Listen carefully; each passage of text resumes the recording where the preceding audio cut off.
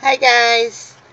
Alright, a little update on the second bloom of my African violet. This one is a pink, and as you can see, it's getting pretty big. I mean, this came in one of those little tiny pots that you get at the grocery store, and it's grown quite big. This is one of those little Easter baskets you get at the dollar store, so you can see it's actually growing over the sides and gaining some strength. I repotted it in here just to give it a bigger pot. I'm going to probably get a little something nicer. I just put it in a little pot I already kind of had, but it's doing really nice. It's getting big. It's getting a full blooms.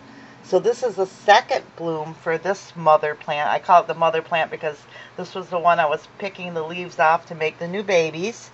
So it's doing really nice. And you can see there's blooms, there's more opening, and as soon as those babies all start flowering, I can start doing some cross pollinating. But I did want to show you that, it bloomed, I think it was like May, and now it's July, so a couple months.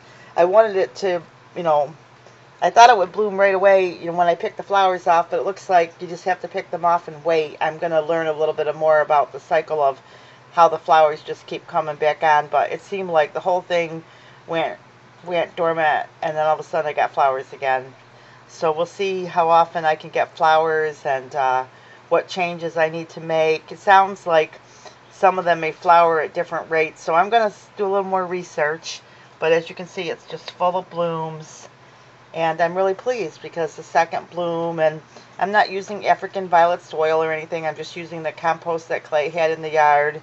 And we'll see what happens, I'm not feeding it Miracle-Gro or anything, and it's blooming. So just by picking off the blooms. So we'll see what happens if, there's anything that I need to do to make it go faster and with the flowers, or if it's all just about the same, whether you do different things or not. So anyway, just wanted to give you a little update on African violets. If you aren't growing them, definitely pick up some at the grocery store. They're so cheap. You can get them like at $3 at Price Chopper, and in Lowe's it's like $3.75 or something. So it's a nice little plant to add to your home, and they last forever.